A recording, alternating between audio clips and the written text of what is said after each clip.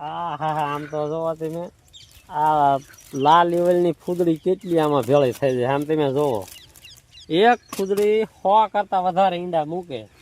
આ કપામાં કાંઈ થવા. નમસ્કાર મિત્રો, અમારી ખેડૂત સહાયક ચેનલમાં તમારું સ્વાગત છે. કપાસ વિશે આજ આપણે ફૂલ માહિતી આપણે લગાડવાની છે. કપાસમાં ફેરોમેન ટ્રેપ. જો કપાસ લીલો કાસ થઈ ગયો છે, ફૂલ ભમરી ફૂલ બેઠી છે, એટલે આપણને એવું લાગે છે કે હવે લાલ ઈવળ આવવાની શક્યતા છે. એટલે આપણે છે ને આજ ફેરોમેન ટ્રેપ બોટાદ ગયા હતા અને લાવ્યા છીએ.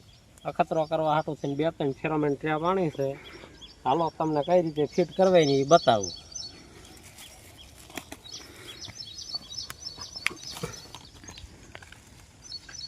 જો આ બધા ફેરોમેન ટ્રેપના નોખા સાધન આવે છે, એ ફિટ કરવાના છે. બરાબર. જો આ એક આપણે કોથળી લીધી છે, અને કોથળીમાં આપણે અહીંયા છે ને ફિટ કરી દઈએ ફેરોમેન ટ્રેપ.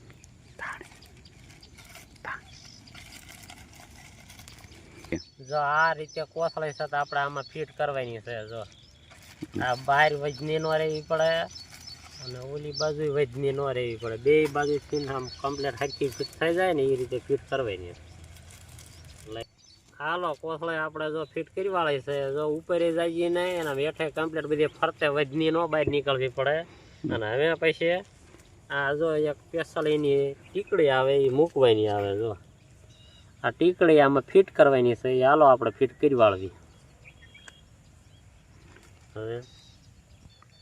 હવે આ રીતે જો ફિટ કરવાનું છે. જો આ આપણે હવે આમાં બધી છે ને આમાં સ્પેશિયલ ખાંસા આપેલા એમાં ફિટ થઈ જાય. હવે આપણે ફેરોમેન ટ્રેપ તૈયાર થઈ જશે અને હવે છે આપણે પૈસાને બાંધી દઈશું. હાલો જો આપણે એક આ ખપાય કે કોઈ હોટે ગમે આપણે કપાયની હાઈટ પ્રમાણે લેવાનું. કપા કરતા જરાક આમ ઊંચું રહે એવું. એટલે જો આપણે લઈને આવી ગયા છે. હવે હાલો આને ખોડી દઈશું. આપણે હાલો આપણે ફેરોમેન ટ્રેપ તૈયાર કરી વાળે છે ને હવે જો આ રીતે આમ બાંધવાની. કપાયની હાઈટ હોય એની કરતાં થોડાક અધર બાંધવાની છે. જો આ વાયર આપણે છે ને આમ કહીને આમ આટે મારી દેવાની. એક બે આંટીઓ મારી પડે ને એવું કમ્પ્લીટ કરી વાળવાનું. બરાબર. હવે આપણે સાથે આને હેઠલી સાઈડ બાંધવાની. કોથળી ઉડી ન જાય, કોઈ ઓલું ન થાય એવી રીતે. હવે આપણે ફેરોમેન ટ્રેપ તૈયાર થઈ જશે અને હવે આમાં લાલ ઈવલની ફૂદડીયું પકડાશે. આપણે આમાં હવે આમાં આપણે કાલ જોવા આવીશું. બરાબર, કે કેટલી ફૂદડી આવે છે.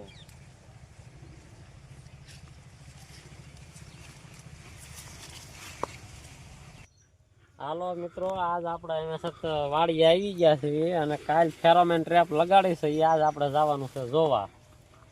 હા હા, આમ તો જોવો તમે આ લાલ ઈવલની ફૂદડી કેટલી આમાં ભેળી થઈ જાય. આમ તમે જોવો, એક ફૂદડી 100 કરતા વધારે ઈંડા મૂકે. આ કપામાં કાંઈ થવા દેશે. આ ફૂલ સાબકા બહુ આવ્યા છે, પણ લાલ ઈવલની ફૂદડી બહુ આવી છે. એટલે હવે કપા રાખવો કાઢવો એ નક્કી નથી થતું કાંઈ. આમાં આપણે 2-3 એવા ફેરોમેન ટ્રેપ લગાડ્યા છે. એ બધામાં એટલી ફૂદડી આવી છે. એકમાં ઓછી કે એકમાં વધારે એમ નહીં, બધામાં ટોટલ બહુ જાજી આવી જાય છે. આ ફેરોમેન ટ્રેપમાં 6 થી 7 આપણે જે ફૂદડી પકડાય એટલે આપણે આમાં દવા છાંટવાની હોય, કપામાં સ્પ્રે કરવાનો. એની બદલે આ તો આખી કોથળી અડધી એક ભરાઈ જાય એ રીતની આમ બહુ જાજી દવી થાય છે. આમાં શું દવા ગણ કરશે? આમાં દવા ગણ કરે એવું કઈ લાગતું નથી. હવે માહિતી ખબર પડશે કે શું થાય. જો આપણે આમાં આ ઝાઝા ફેરોમેન ટ્રેપ લગાડ્યા હોય તો ફૂદડી ઝાઝો ભાગ આમાં પકડાઈ જાય તો આપણે કોઈ દવા બવા છાંટવી ન પડે. પણ આપણે આવા પારવા લગાડ્યા હોય તો પછી આપણે એ વખતે દવાનો સ્પ્રે બે ઘાટો કરવો પડે. જે ઈવલની દવા આવે છે ઈંડા મારવાની, જે આપણે આ લાલ ઈવલની ફૂદડી ઈંડું મૂકે એ જ મરે છે. લાલ ઈવળ કોઈ મરતી નથી. એટલે એનો સ્પ્રે બે ઘાટો કરવી તો ઈંડાનો નાશ થઈ જાય તો આપણને રિઝલ્ટ સારું મળે. બાકી કા ફેરોમેન ટ્રેપ આખી વાડીમાં ઝાઝા લગાડવાના કહે છે. 1 વીઘા દીઠ કંઈક 6, 7 કે 5 એમ કહે છે. આપણે 1 વીઘામાં લગાડ્યા છે તો આપણને ખબર પડશે. હાલો મિત્રો, આપણે એક બીજી અહીં ફેરોમેન ટ્રેપ બાંધી છે ને આ કણે આપણે જોવા જઈએ. આમ તમે જોવો તો ખરા, આમ સમાતી નથી એટલી આવી સમજો, બહુ અંતેથી જાગી આવી જાય છે લાલ ફૂદડી. તો મિત્રો આવા જ અવનવા વિડીયો જોવા માટે અમારી ચેનલ સાથે જોડાયા રહો, જેથી કરીને તમને અવનવી માહિતી તમને અમારી ચેનલમાં નવી મળતી રહે, જેથી કરીને અમારી ચેનલને લાઇક, શેર અને સબસ્ક્રાઈબ કરી અને બીજા ખેડૂત મિત્રોને મોકલી દેજો. આભાર.